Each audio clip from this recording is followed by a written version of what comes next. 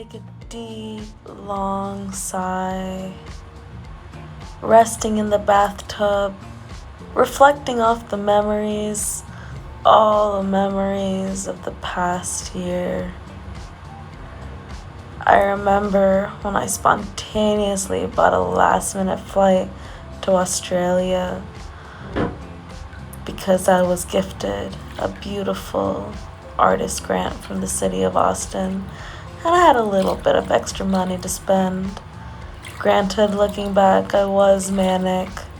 Oh, so manic.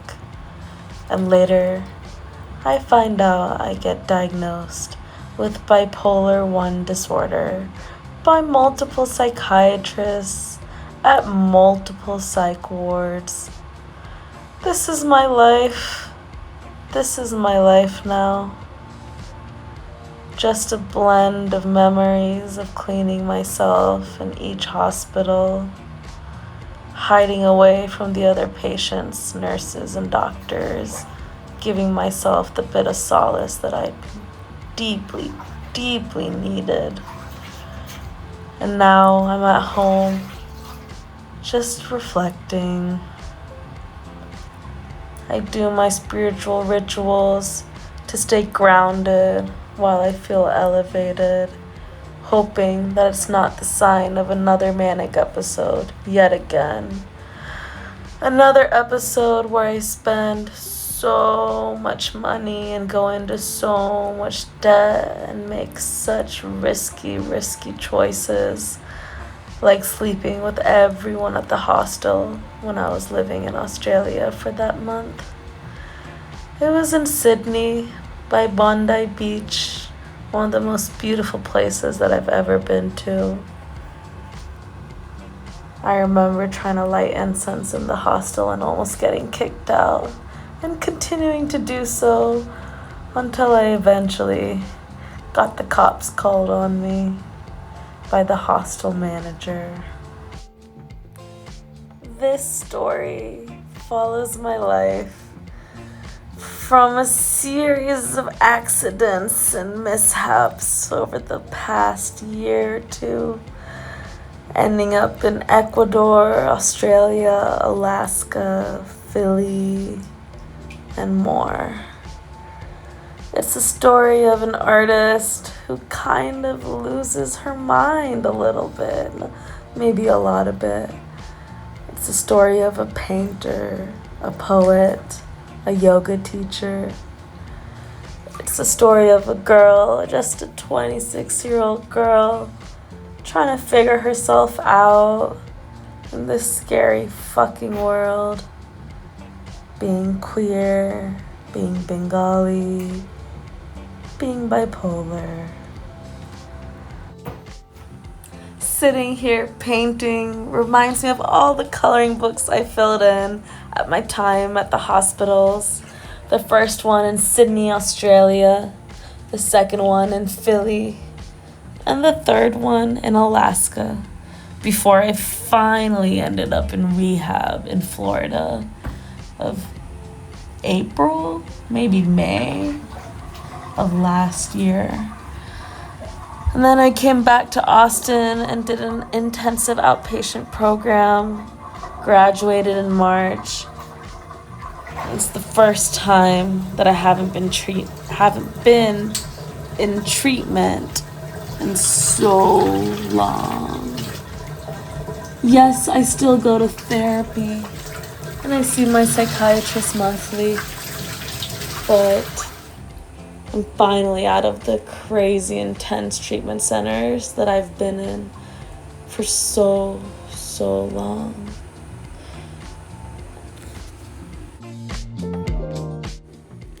This crazy artist spends her days daydreaming and reflecting on the past and dreaming about the future.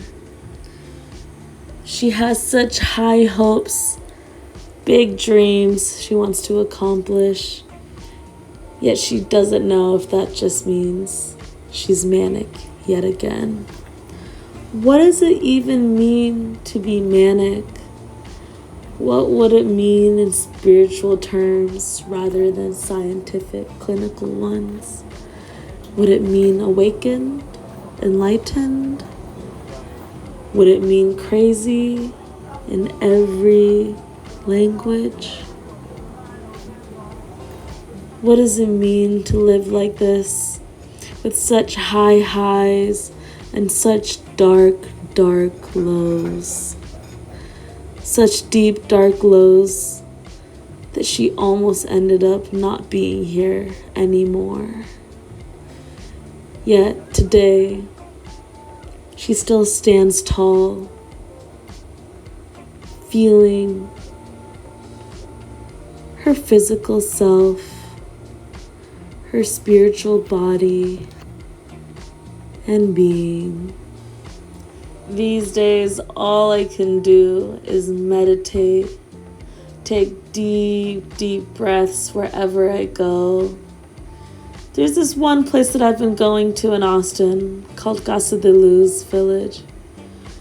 I spend every waking, free moment there, swinging in their cacao lounge, hanging on their hammock, staring up at the trees when I'm outside, listening to the music of the hippies out there, and just surrounding myself with the energy of other beings who feel tapped in just a little bit more.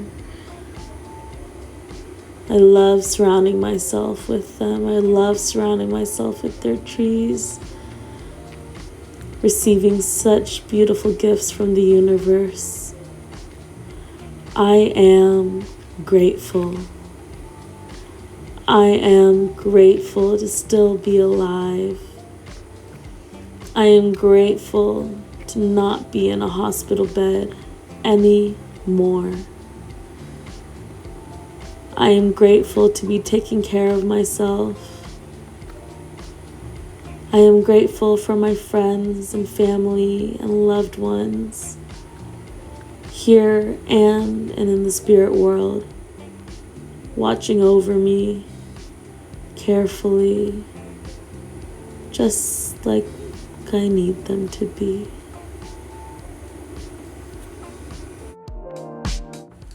A year ago, I remember being so manic that I would just run through the streets at night. Sometimes with my clothes on, sometimes with my clothes off. I would disappear into the nighttime and come back in the mornings, early mornings, usually with a suitor in hand, joining me in my little hospital bed in my mixed dorm room. I don't think I had peace. And now I dance all the fucking time. I let myself breathe. I let myself laugh. I let myself enjoy life once again without going back into psychosis the way I was before. And how do I know that that's not going to happen? Because I experienced it. I already experienced it. And now I have myself, my friends, and my family watching me, taking care of me.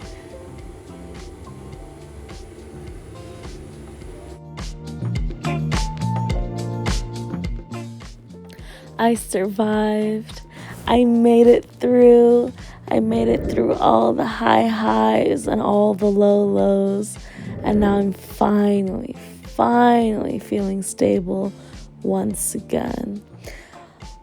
I don't even really know what stable means, but I just know I'm not where I used to be. I'm feeling good, and I'm feeling grateful.